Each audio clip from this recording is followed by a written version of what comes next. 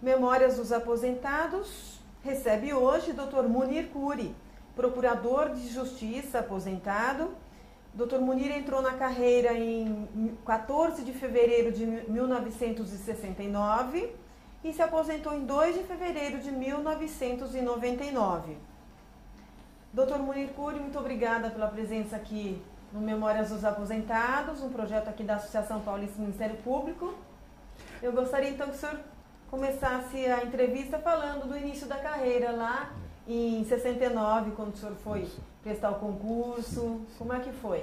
Na verdade, eu quero antecipar meus agradecimentos à Associação Paulista do Ministério Público por essa oportunidade, porque eu creio que a bagagem que nós amealhamos, né, no curso desses anos possa ser útil aos membros do Ministério Público que ingressam na carreira pelos ideais que nós alimentamos, pela esperança que nós tivemos, pela forma como nós enfrentamos os desafios e encaminhamos esses desafios para as melhores soluções.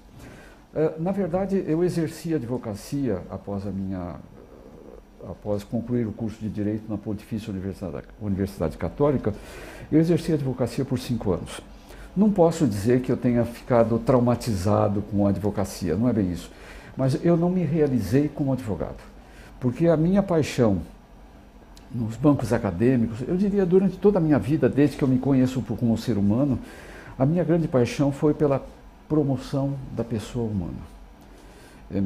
Aspectos da minha infância, da minha adolescência, da minha juventude, da minha vida acadêmica, e como advogado eu não consegui encontrar na advocacia um instrumento que me auxiliasse ou do qual eu me utilizasse para promover o ser humano, principalmente aquele mais oprimido e mais discriminado.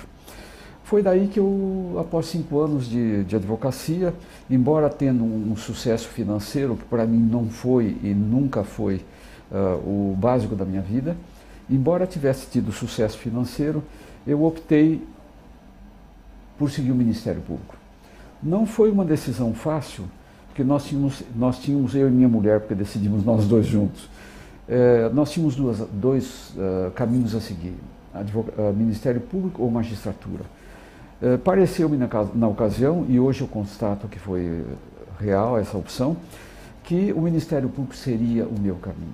Seria o meu caminho porque abriria para mim uma perspectiva, um horizonte amplo, no qual eu pudesse estimular e realizar esse meu grande sonho, que foi promover a pessoa humana. Fiz o concurso, fui aprovado, eu já era casado na ocasião, como disse há pouco, e minha primeira comarca foi Caraguatatuba. Fazendo um retrospecto agora na minha carreira, eu observo que desde a história da minha carreira, ou até antes, a minha vocação era o direito de família e o direito da criança e do adolescente. Melhor dizendo, na época, o direito do menor. Já em Caraguatatuba, por ser uma cidade turística, nós enfrentávamos um problema muito sério de prostituição infanto-juvenil.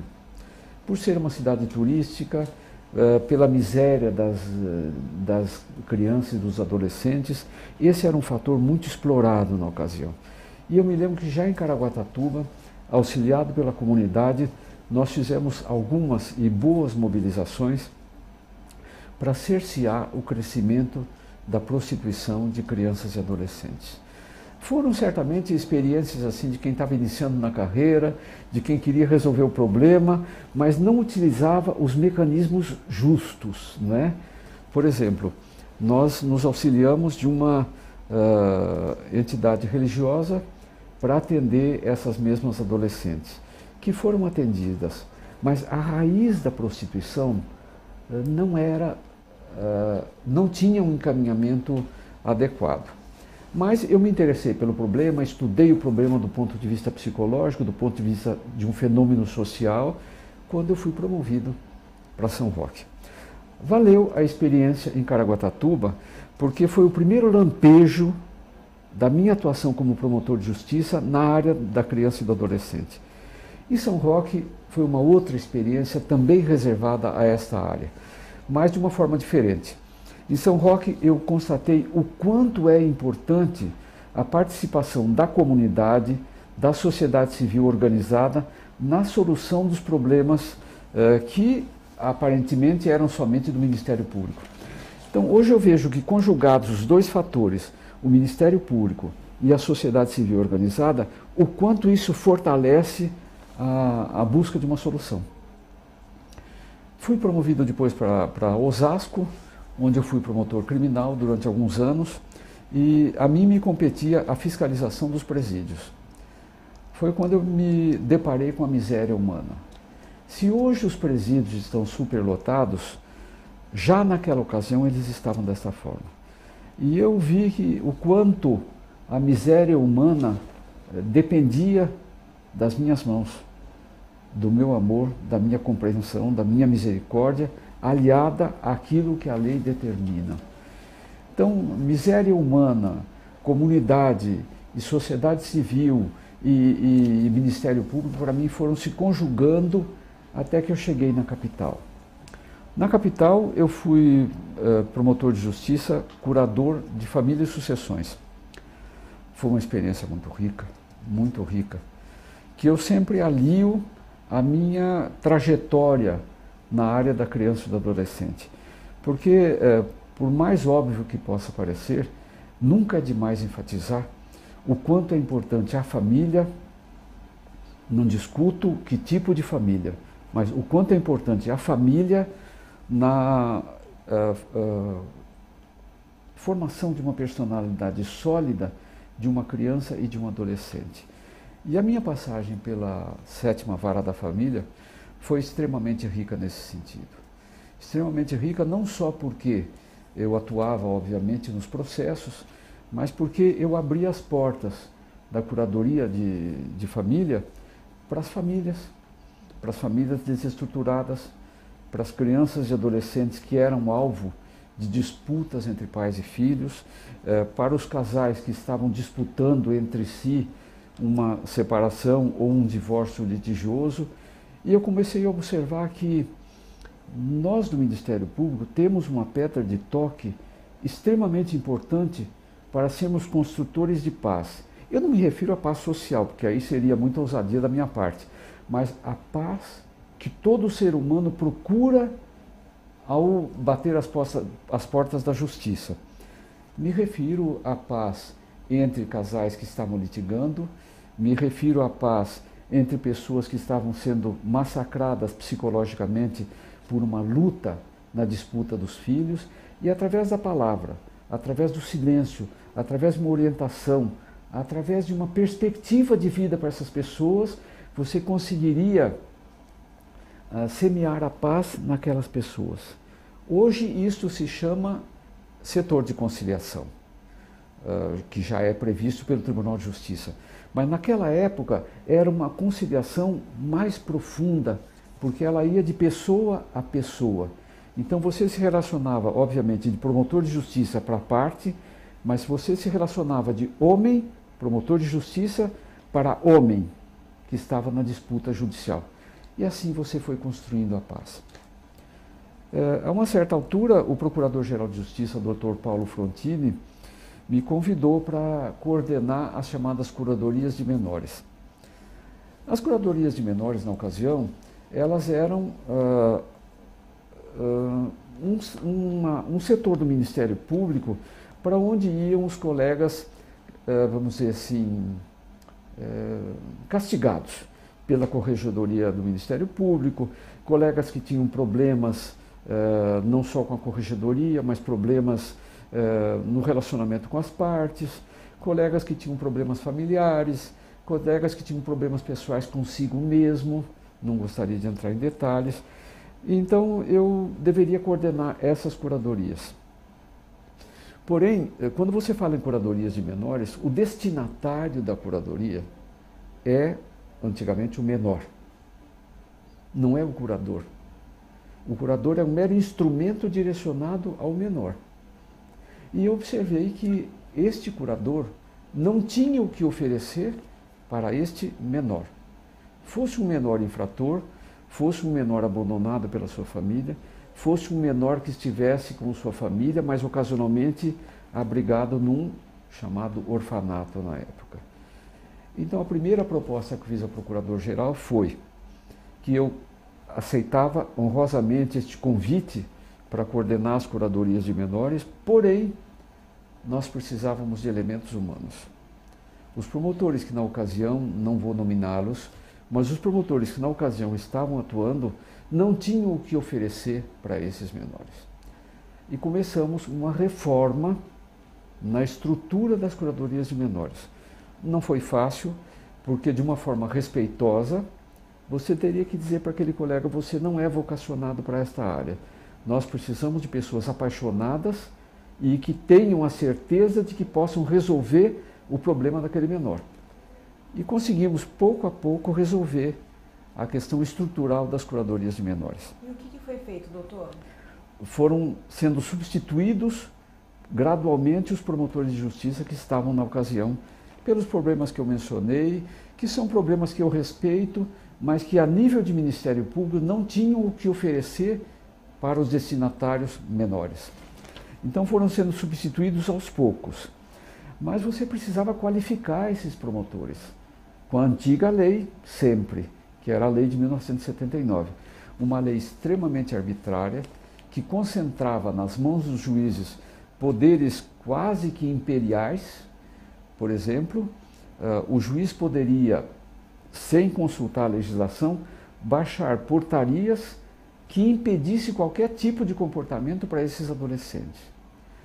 Uma lei que previa a perda do pátrio poder das famílias somente em função da pobreza.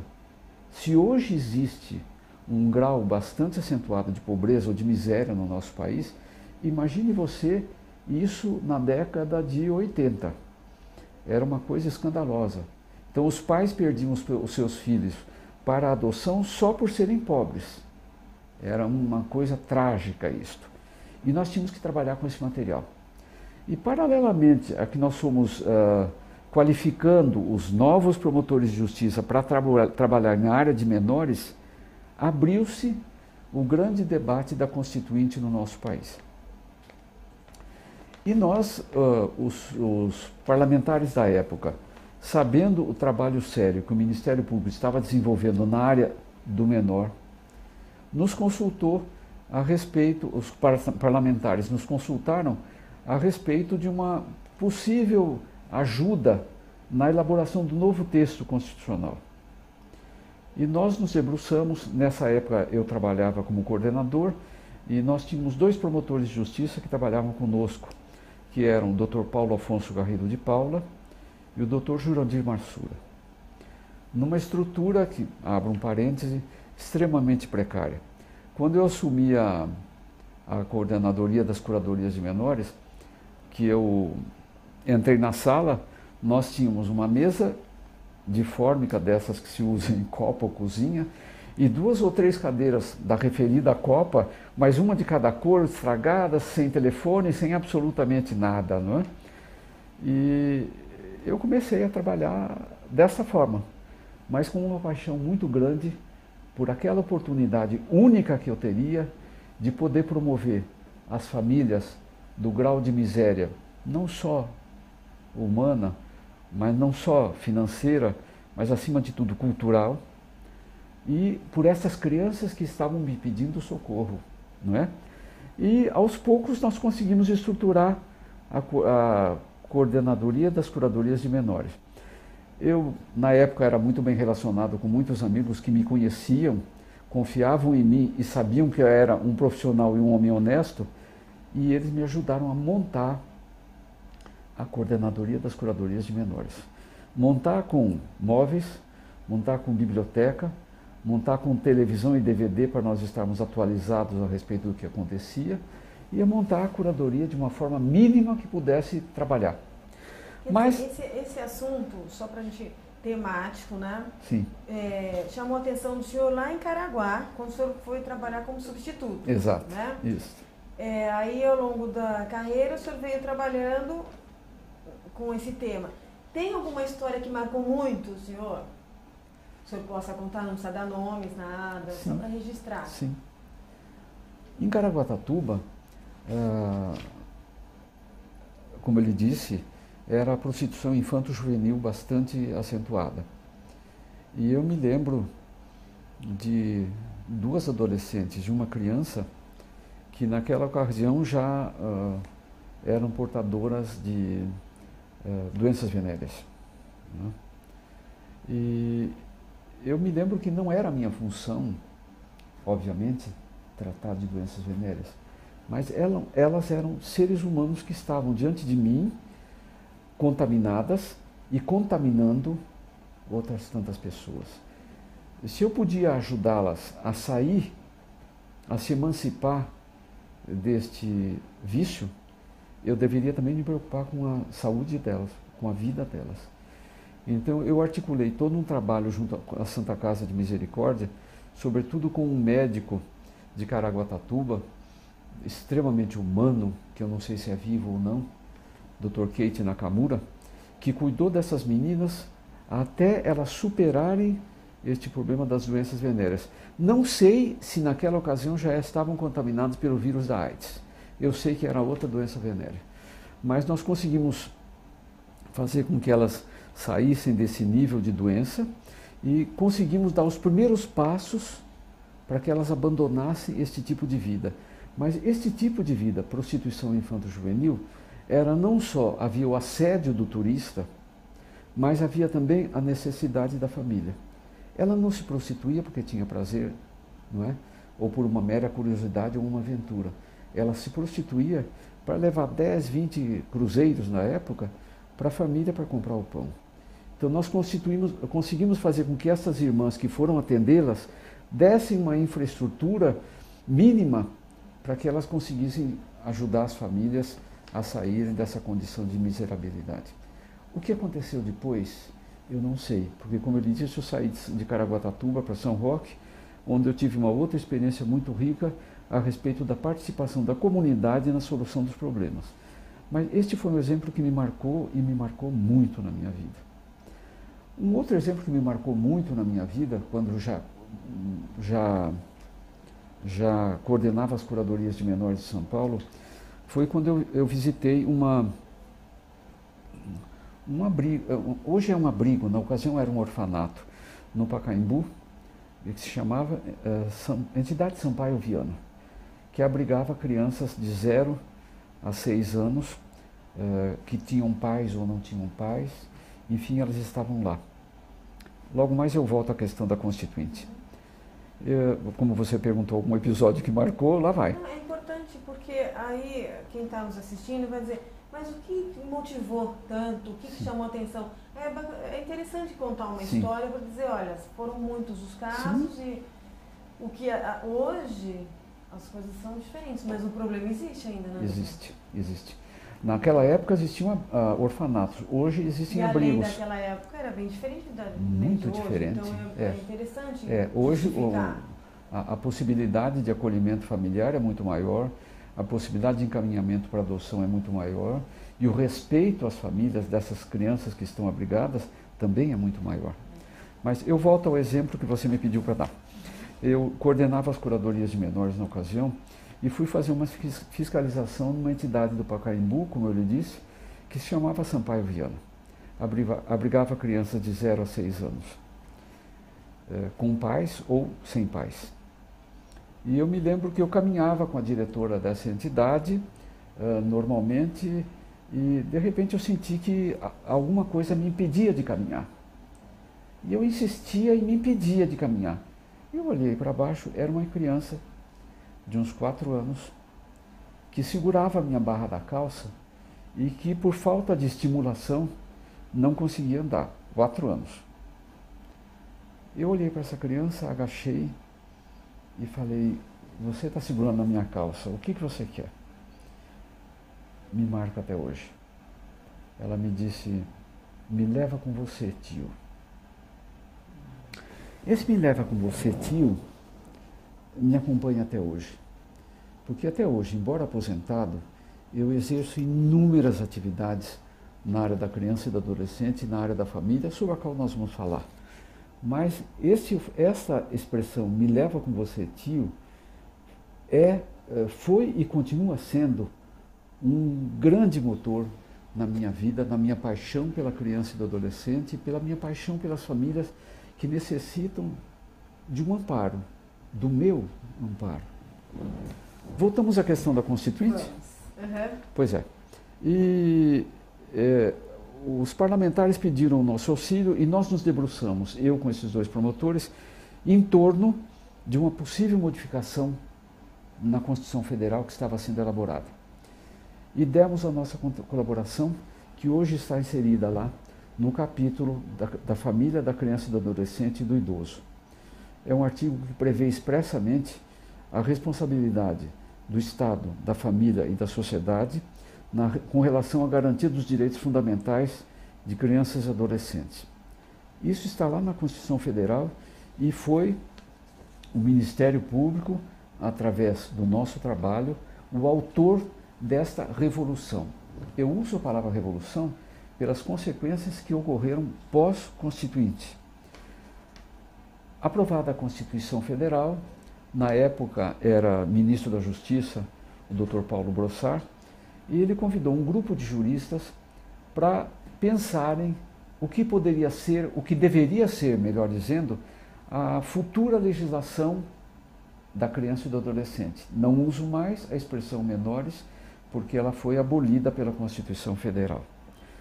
Nos reunimos um grupo de juristas que éramos eu representando o Ministério Público de São Paulo, o doutor Antônio Fernando do Amaral e Silva representando o Poder Judiciário de Santa Catarina e um jurista do Rio de Janeiro, doutor Alírio Cavalieri. Éramos somente 3. E na ocasião eu levei um pequeno esboço do que poderia ser a futura legislação.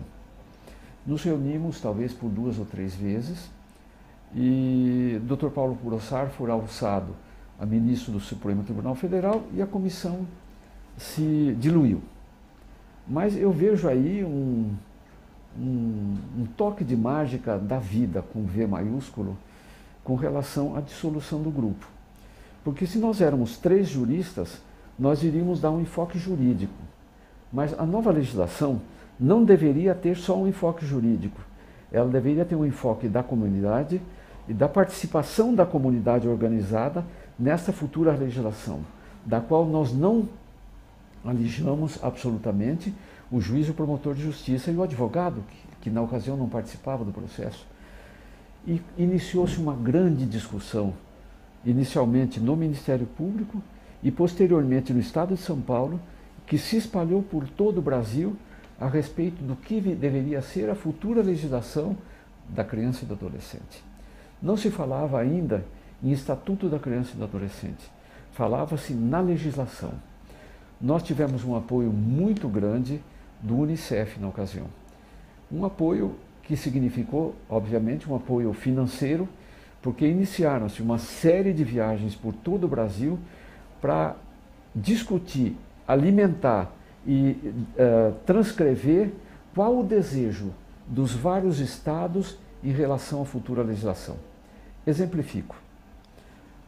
Secretaria do Estado de Sergipe, que nos convidou para discutirmos lá em Sergipe como deveria ser a futura legislação em relação à educação de crianças e adolescentes. Nós fazíamos essa... Eu digo nós porque eu participava, os promotores participavam e trazíamos para São Paulo algumas ideias que eram transcritas sob forma de, sob o estilo de lei. Mas isto foi se ampliando, não era só o Ministério Público, eram juízes que participavam dessas viagens, eram juízes que participavam dessas discussões, era a pastoral do menor que participava dessas reuniões, eram viagens por todo o Estado, a todos os níveis, de órgãos governamentais, secretarias de Estado, as FEBEMs na ocasião, que queriam discutir qual a forma de atendimento que poderiam ter na futura legislação, quais as medidas socioeducativas, além das previstas, que poderiam ter. E eu exemplifico. Na ocasião estava no Brasil uma técnica brasileira que morava na França e que passou a nos auxiliar a respeito das medidas socioeducativas. E fruto desta discussão surgiu, e está lá no Estatuto, a prestação de serviços à comunidade. Uma outra coisa é nós discutirmos agora, depois por que o Estatuto ainda tem falhas, por que se fala na redução da idade da responsabilidade penal, por que as medidas não são aplicadas adequadamente. Mas nessa discussão que ocorreu em todo o Brasil, surgiu a necessidade de uma comissão de redação do Estatuto. E na coordenação das curadorias de família do Ministério Público, antigamente na Avenida Liberdade, nós passamos a constituir essa comissão de redação. Fazia parte dela, obviamente, o Ministério Público, eu como coordenador, os dois promotores que estavam comigo, que são o Dr. Paulo Afonso Carreiro de Paula e Dr. Jurandir Marsura, um juiz, Dr. Antônio Fernando Amaral e Silva, acompanhado de outros tantos juízes que nos auxiliavam, por exemplo, Dr. Ademir de Carvalho Benedito, que na ocasião era juiz da Vara Distrital de Pinheiros, Dr. Samuel Alves de Melo, que era juiz da Vara de Santo Amaro. E a equipe do Unicef, que nos dava um grande apoio, e a Pastoral do Menor, da qual participava na ocasião também Dr. Dom Luciano Mendes de Almeida, que faleceu há algum tempo atrás. Esta comissão de redação passou a recolher de todo o Brasil as ideias do que deveria ser a nova legislação. E a comissão de redação passou a redigir, como ele disse, no estilo jurídico, no estilo de legislação, as ideias que nos vinham dessas várias origens, né, dos vários estados. É desnecessário dizer que as necessidades do Amazonas são diferentes das necessidades de Porto Alegre. Então nós tínhamos que adaptar todas essas realidades diversas num único diploma legal. Vai daí que foi um exercício bastante grande e que nós encaminhamos a primeira versão deste projeto de lei ao Congresso Nacional. Foi encaminhado pelo Ministério Público. Quem recebeu o relator deste projeto de lei foi o senador Ronan Tito, que na ocasião ele usou uma imagem muito significativa. Ele recebeu o projeto de lei e no discurso de recepção do projeto de lei, ele disse que aquele projeto de lei representava para o Brasil uma revoada cívica. Se você analisar somente a expressão revoada, uma revoada de pássaros, ela significa pássaros que adquirem a liberdade no espaço. Revoada cívica significa a liberdade que todos nós desejávamos, e eu tenho certeza que todo o Ministério Público deseja, a revoada que todos nós desejamos para as nossas crianças e adolescentes. Revoada cívica, estrutura sólida para famílias, estrutura educacional, de saúde, de esporte e de lazer para essas crianças e adolescentes. O projeto de lei deu entrada no Senado, foi muito discutido,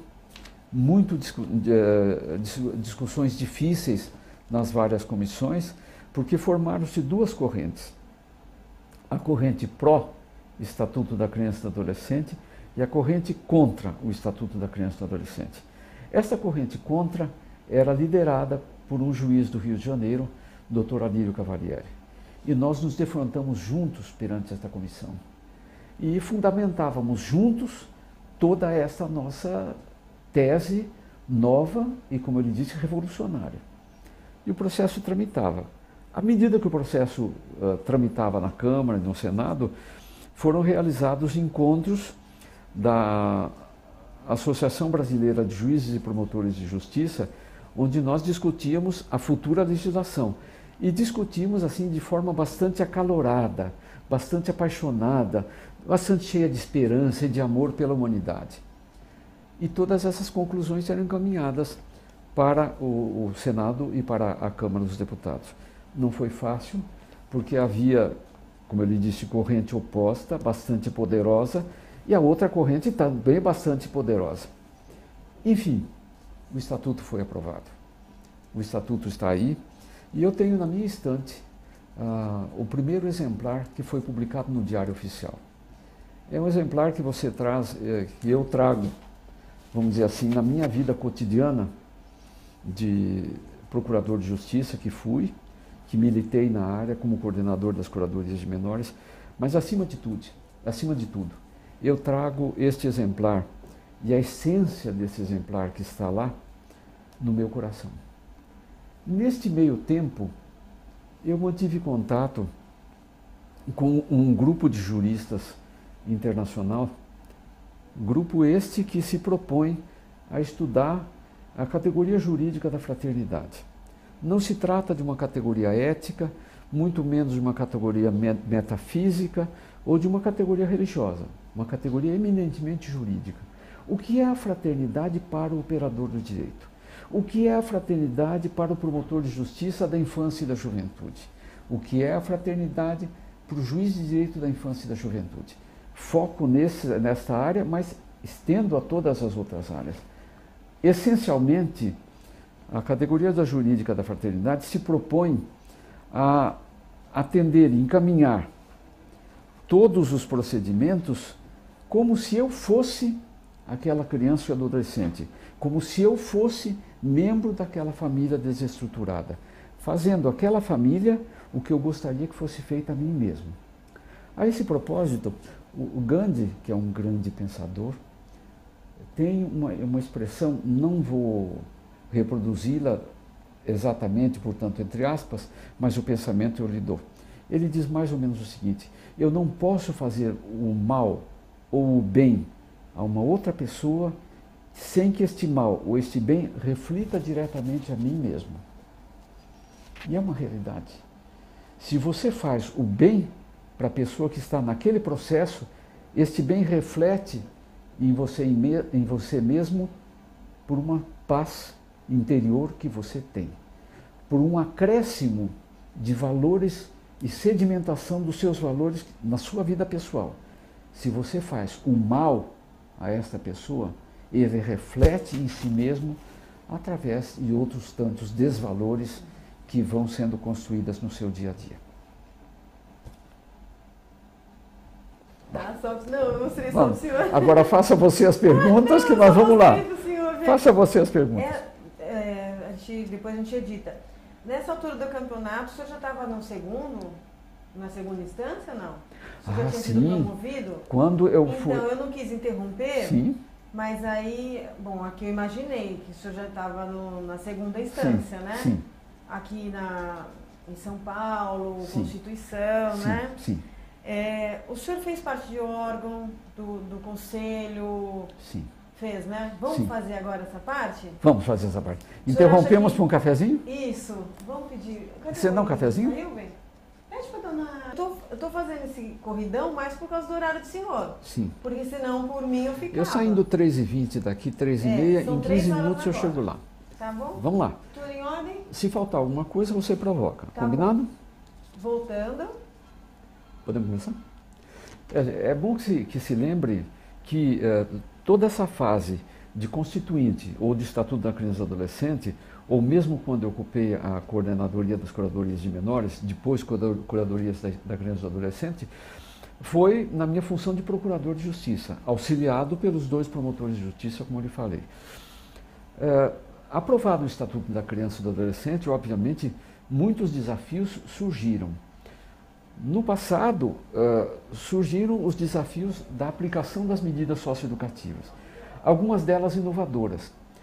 A internação passou a ter um outro enfrentamento muito mais sério, muito mais respeitoso, muito mais pedagógico, muito mais participativo da própria família e da equipe técnica das entidades de atendimento. Na época FEBEM e hoje Fundação Casa em São Paulo. Um problema que não existia na época era o tráfico de drogas. Nós sabemos que hoje, se naquela época a prostituição infanto-juvenil existia bastante acentuada na minha primeira comarca, hoje continua a existir, por exemplo, no estado do Ceará, em Fortaleza, mas aquilo que é mais agudo no nosso país atualmente é a participação de adolescentes e mesmo de crianças na questão do tráfico de drogas. Essa questão suscita um debate bastante atual a nível de Ministério Público, a nível de Judiciário, de nível de sociedade civil, de uma forma geral, que é a questão da redução da idade da responsabilidade penal. não sei se é o momento oportuno, mas algumas ideias me parece que devam ser lançadas. A Constituição Federal estabelece como cláusula pétrea, opinião pessoal, estabelece como cláusula pétrea a idade de 18 anos para a responsabilidade penal. Hoje se discute a fixação dela aos 16 anos. É ou não aconselhável, é ou não saudável para os nossos adolescentes e para a segurança da própria sociedade? Me parece que aí existe um aspecto que não é devidamente considerado, que é a responsabilidade do Estado na execução das medidas socioeducativas. Eu coloco a posição do Estado como responsável pela execução das medidas socioeducativas, mas não quero deixar também de considerar o apelo da sociedade por segurança. Um apelo legítimo, sério e que deve ser, insisto, respeitado. O Estado, historicamente, é o grande omisso nesta questão da execução das medidas socioeducativas. Como o Estado executa hoje a medida de internação? Um adolescente que entra na Fundação Casa, raramente ele sai recuperado ou em condições de ser absorvido de uma forma saudável na sociedade.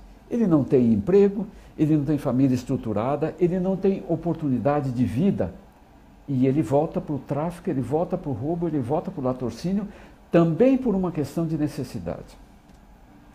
As outras medidas socioeducativas, a semiliberdade, que é um outro degrau, que é a responsabilidade do Estado também, não é executada de uma forma que retorne o adolescente de uma forma a que ele se adapte saudavelmente na sociedade. E eu pergunto, o Estado, que não executa de forma condizente essas medidas, tem condições morais de reduzir para os 16 anos? Coloco também aqui a questão do apelo da sociedade. Eu não fecho os olhos a isso. Mas a grande omissão do Estado também deve ser enfatizada nessas condições. Quando eu me aposentei, o governador Mário Covas me convidou para uma assessoria na questão da reestruturação da FEBEM.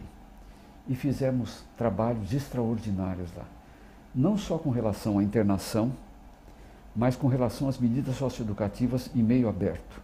E também em relação à medida socioeducativa de semiliberdade.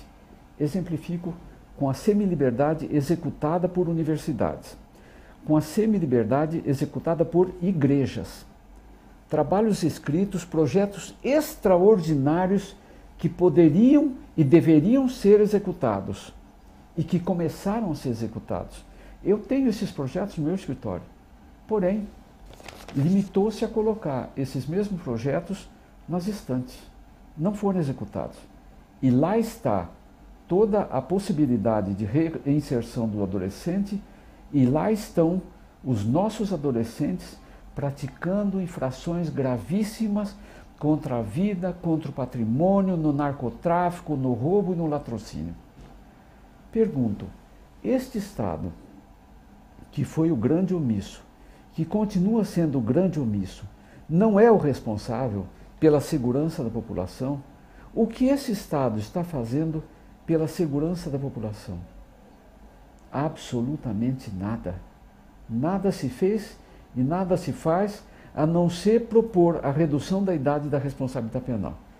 Uma coisa eu posso assegurar com a experiência que eu tenho desde a década de 80.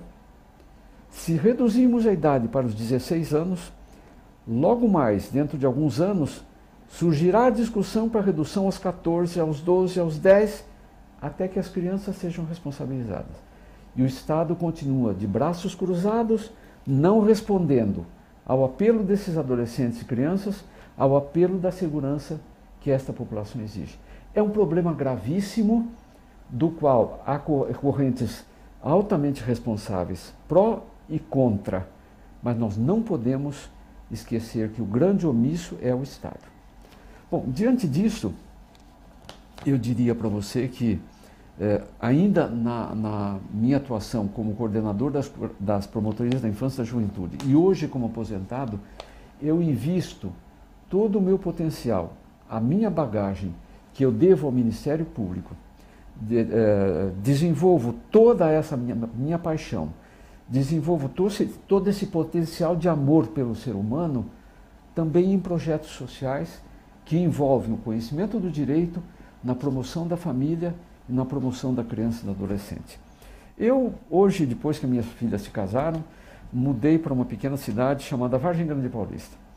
E em Vargem Grande Paulista, com esta bagagem que eu recebi do Ministério Público, eu canalizo para a solução dos problemas de Vargem Grande Paulista. E eu criei lá o chamado Fórum de Defesa dos Direitos da Criança e do Adolescente, do qual participam a juíza, a promotora de justiça, o delegado de polícia, toda a comunidade, a sociedade civil organizada, o Poder Executivo, o Legislativo, na busca de soluções. O nosso último projeto se chama A Responsabilidade da Família. E nós estamos desenvolvendo trabalhos justamente para promover essas famílias, não só pobres financeiramente, mas pobres culturalmente, que se acham assim desanimadas e sem perspectivas de crescer juntamente com seus filhos. Fazê-las crescer no mesmo nível é um sonho, em que se encontra a minha família. Mas é um sonho que está se tornando realidade. Por quê? Porque todas essas famílias, todos esses polos de lideranças se uniram para resolver este problema. Na base disso está fazer ao outro aquilo que eu gostaria que fosse feito a mim mesmo. Passamos agora a outra fase que você me lembrou, que é? No finalzinho da carreira, né? Finalzinho da carreira. Uhum. No finalzinho da carreira, eu pertencia a um grupo de colegas que desejavam revitalizar, dar um novo respiro, uma nova aspiração, uma nova esperança, uma nova perspectiva, uma paixão pelo Ministério Público. E era um grupo pequeno de colegas que se candidatou ao Conselho Superior do Ministério Público. Nós viajamos muito, acima de tudo, expondo aos colegas, com todas as letras, quem nós éramos. No meu caso, eu expunha aos colegas quem sou eu, Munir Curi, procurador de justiça, um dos autores do Estatuto da Criança e do Adolescente, o que nós fazemos e podemos fazer como colegas pela infância e pela juventude, como desenvolver essa paixão essa que na Constituição Federal significa interesse público. Significa interesse público. Corta? Uhum. Dá para cortar? Dá, né? Alô? Oi, Euclides. Eu estou aqui numa entrevista, te ligo daqui a pouco. Um abraço. Tchau, tchau. É um amigo. Deixa eu só entender. Esse grupo foi criado depois da Constituição. Já com as prerrogativas das novas prerrogativas de 88. Que grupo? O grupo do conselho que o senhor estava falando. Ah, sim, este grupo foi depois. Então, era para fazer o link. Hã? Tá, né? eu faço. Alguns anos depois, atuando já com o Estatuto da Criança e do Adolescente como lei, né, estimulando os colegas a trabalharem, auxiliando os colegas a atuarem nas suas promotorias da infância e da juventude, orientando os colegas, promotores naturais, a encontrarem as melhores pistas nas dificuldades que tinham, auxiliando-os nos caminhamentos dos recursos, no seu cotidiano, não é? A coordenação das promotorias da infância e da juventude. Depois de alguns anos, surgiu este grupo de procuradores de justiça que aspiravam direcionar o Ministério Público de uma forma condizente com aquilo que está na Constituição Federal, ou seja, a defesa do interesse público. O nosso compromisso com o interesse público, com o interesse geral da população. Fomos eleitos, trabalhamos vários anos que eram previstos na lei orgânica, com alguns colegas altamente qualificados, todos eles, dos quais eu me lembro, por exemplo, o Dr. Hugo Nicolau Mazzilli, um grande promotor de justiça, um grande humanista, um grande amigo, e sinto que produzimos muito nesse período, produzimos muito nessa pedra de toque da instituição, que é o promotor de justiça. Estimular no promotor de justiça aquele ideal que ele tem na área criminal, aquele ideal que ele tem na área da promotoria da família, na área que ele tem da infância e da juventude, na área do consumidor, na área do deficiente. Portanto, fazê-lo ver que ele é o grande artífice de mudança nessas respectivas áreas. Eu falo com paixão pela infância e da juventude, que foi a minha área. E como conselheiros, eu sinto que eu produzi aquilo que eu poderia produzir em colegas que foram promovidos para essas áreas, que eu pude colaborar com esses colegas que atuavam nessas áreas. Inúmeros colegas, eu me lembro, não vou nominá-los, que trabalhavam na antiga FEBEM e que foram promovidos naquela ocasião e que eu pude acompanhar a sua trajetória, eu diria, o seu fio de ouro de trajetória no Ministério Público, numa instituição extremamente complexa que é a FEBEM, complexa pelo atendimento de crianças e adolescentes. E o quanto estes colegas puderam, enfrentando desafios, construir dias melhores para aqueles adolescentes infratores. E me aposentei. É aí que você quer chegar? Ai, doutor Munir. Mais alguma coisa? Tá gostoso, né? Então, aí teve o Conselho Superior do Ministério Público. Sim. Formado o grupo, atuaram Sim. no Ministério Público e depois o senhor foi caminhando para a aposentadoria. Sim. O senhor participou da associação, teve algum cargo? Não. O senhor então, nas palestras, o senhor correu, enfim, o grupo correu o interior, eram palestras nos grupos de estudos? Eram nos grupos de estudos e eram nas promotorias também, Tá. nas várias comarcas que se reuniam entre si para nós apresentar. Então, era uma campanha política, né? Comarcas, Política institucional, Certo. E como é que foi, então, a aproximação da aposentadoria? Lá em 2 de fevereiro de 99, né? Começamos? A aproximação da aposentadoria ocorreu num período em que eu encerrei a minha atividade como conselheiro e voltei a dar pareceres sempre na área da família, a minha grande paixão. Mas a uma certa altura eu notei que o meu potencial humano e o meu potencial jurídico como jurista poderia ser canalizado de uma forma muito mais efetiva para a sociedade, muito mais comprometida com a sociedade civil organizada. E me aposentei no Ministério Público, a quem eu tenho uma imensa ingratidão. Eu acho que tudo que eu aferi, tudo eu acumulei como bagagem no Ministério Público, seja do ponto de vista jurídico, seja como homem, eu devo muito à instituição. Devo muito ao que, com auxílio da instituição, eu procurei construir. E essa bagagem eu trouxe dentro de mim. Essa bagagem não poderia ficar enclausurada num homem aposentado. Pelo contrário, essa bagagem devia ser aberta, escancarada a serviço da sociedade. E me aposentei com esse espírito, mas sem saber bem o que eu deveria fazer. E foram surgindo as oportunidades. Uma das oportunidades foi esta consultoria que eu fiz para a FEBEM. Mas uma consultoria que eu confesso também que foi extremamente frustrante, porque eu almejava transformações. E as transformações se limitaram aos projetos que foram colocados nas estantes.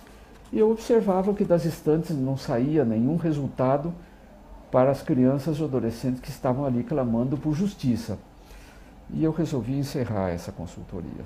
Encerrei essa consultoria e me coloquei, na época, à disposição da juíza de direito de Vargem Grande Paulista para criarmos o setor de conciliação. E foi um fator muito curioso. A juíza na ocasião era a doutora Ana Paula Ortega Marçom. Mas habitavam ali na nossa redondeza uma série de juízes, promotores, desembargadores e procuradores, todos aposentados. E todos querendo colocar a sua bagagem à disposição. E constituímos um grupo, não é? Que se colocou à disposição da juíza para criar o setor de conciliação. E eis que se reproduz no setor de conciliação o que aconteceu na coordenação das promotorias das curadorias de menores. Quando eu abri a sala do setor de conciliação, lá estava uma mesa de fórmica com as cadeiras, mas felizmente é um pouco meu estilo. Eu tenho bons amigos, que se dispõem a ajudar, que me conhecem, que sabem do meu caráter, da minha idoneidade, e uma certa pessoa montou o setor de conciliação. Um setor de conciliação que foi montado, inclusive, de forma diferenciada do que é a vara lá. É uma mesa muito boa, sala de audiência muito boa, e nós colocamos lá uma coisa muito curiosa, que foi uma tela do Rembrandt, que está exposta em Leningrado, que se chama O Pai do Filho Pródigo. Você conhece essa tela? Não, Rembrandt sim, mas essa tela... Essa tela está assim, o pai do filho pródigo de braços abertos, acolhendo o filho pródigo que está de joelhos diante do pai, retornando, e este filho tem nos pés uma sandália e no outro pé ele não tem uma sandália, demonstrando as experiências devastadoras que esse mesmo filho fez de todo caráter, mas o pai o acolhe. E eu mandei colocar esta tela num grande quadro no setor de conciliação, porque é o que nós desejamos ser. Acolher de braços abertos as pessoas, os filhos pródigos, que são todas as pessoas que nos procuram a busca de justiça e a busca de paz. E parece que cada vez aumenta mais, né, doutor? Aumenta mais. Quanto mais faz, mais tem coisa para fazer. E nós trabalhamos, posso? Pode, claro. Alô? Eu já vou encerrar. Eu, no momento, estou ocupado dando uma entrevista. A senhora pode me ligar dentro de pouco? Obrigado. Nossa, o doutor está em cima da hora. E o setor de conciliação foi exatamente isto, né? Uma experiência extremamente rica que eu acolhi as pessoas extremamente traumatizadas, sofridas, feridas, martirizadas, que batem a porta da justiça, clamando por justiça. Mas, no meu entender, eles poderiam levar, além da justiça, eles poderiam levar a paz. E foram experiências extremamente ricas, porque nós conseguimos fazer com que isso é realidade. Eu vou te dar exemplos. Além disto, eles podiam levar paz, serenidade, calma, perspectiva de vida saudável em grandes litígios que se apresentavam.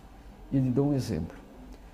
Como conciliador, eu atendi uma certa vez uma adolescente que havia sido acolhida pela tia, porque os pais se desentenderam, se divorciaram, foram cada um para um lado, a mãe se uniu a outro homem, o pai se uniu a outra mulher, e a tia ficou com essa adolescente. Só que esta adolescente passou a se relacionar de uma forma preocupante para a tia. Teve lá um namorado, de um namorado se foi dormir na casa do namorado, depois se ficou grávida do namorado, e tudo encaminhava para uma nova família desestruturada. Eu atendi essa adolescente e atendi a tia. A tia não queria mais ficar com essa adolescente que estava na casa do namorado. Então nós tínhamos que cuidar da tia, da menina, do namorado e da futura família que já se lampejava e se brotava na sua essência. Eu pedi apoio da pastoral familiar lá de Vargem Grande Paulista, e um casal extremamente aberto, sem nenhum tipo de preconceito, sem nenhum tipo de discriminação, acolheu paternalmente esta menina e este rapaz, acompanhou este casal, acompanhou esta gravidez. Estes jovens se casaram, estes jovens tiveram acompanhamento, e até onde pude acompanhar, eles tiveram uma certa solidez no início da vida conjugal. Não sei mais o que aconteceu, mas eu semeei ali a semente do bem, a semente de valores, a semente de uma família, e aquilo parecia germinar. O que foi feito deles eu não sei, mas alguma coisa foi feita no setor de conciliação, não é? E assim foi. E no setor de conciliação, eu depois tive que me desligar do setor de conciliação por outras razões, mas fruto do nosso trabalho no setor de conciliação, deparando com os problemas de famílias, de crianças e adolescentes, os mais variados possíveis, em Vargem Grande, que não são diferentes de São Paulo, do estado de São Paulo e do Brasil, nós criamos o Fórum de Defesa dos Direitos da Criança e do Adolescente. O Fórum já está no seu 5º ano de atuação e lá nós discutimos os principais problemas que preocupam a população. Discutimos a juíza, o promotor, o delegado de polícia, o setor de conciliação, o cidadão, que sou eu agora, eu coordeno o fórum desde o seu início, e a população com as suas lideranças, na busca de soluções para essas crianças e adolescentes e suas famílias. Eu disse a você o nosso último projeto, que é a responsabilidade da família, porém menciono com um caso concreto. O Estatuto da Criança e do Adolescente prevê o trabalho do adolescente sob a forma de uma forma jurídica, que é o aprendiz. E as empresas, por sua vez, têm a obrigatoriedade legal de acolher adolescentes dentro de um certo número, de acordo com o número de funcionários que tenham. Mas as empresas de Vargem Grande não faziam isso. Nós discutimos no âmbito do fórum o que fazer com isso, porque a intenção nunca foi penalizar a empresa. A intenção foi garantir emprego para esses adolescentes, junto com a escola, para que eles não ficassem na rua, em vida ociosa, que leva à droga, que leva a outros tantos problemas. Mantivemos contato com o Ministério do Trabalho, com a Receita Federal, passaram a fiscalizar as empresas, nos reunimos com a Associação Comercial de Vargem Grande Paulista e hoje, qualificados pelo SESI, pelo SENAC, as empresas passaram a acolher adolescentes. Então esses adolescentes têm trabalho esse que pode ser um trampolim para outra atividade qualificada, tem a educação e agora, através do projeto Responsabilidade da Família, nós acompanhamos também a família. Então, fazendo um resumo, eu vejo que a minha vida é a minha dedicação ao ser humano. Seja do ponto de vista jurídico, seja do ponto de vista ser humano, munir, ser humano que está ali pedindo socorro. E isto se faz com calor humano, não é? Eu acho que o que me ajuda ainda no dia de hoje é esta vinculação que eu tenho com este grupo internacional que estuda a categoria jurídica da fraternidade. Se nós estudamos a categoria jurídica da fraternidade, confesso, eu estudo a categoria jurídica da fraternidade, mas eu estudo e dedico e me apaixono pela fraternidade. Ou seja, fazer ao outro aquilo que eu gostaria que fosse feito a mim mesmo. Encerramos às 15h21. É verdade. Doutor, em nome de toda a diretoria, eu agradeço a presença do senhor aqui e a disponibilidade de relatar a sua carreira aqui no Ministério Público no projeto Memórias dos Aposentados. Obrigado. Viu? Obrigado a você. Muito obrigada. Eu que agradeço.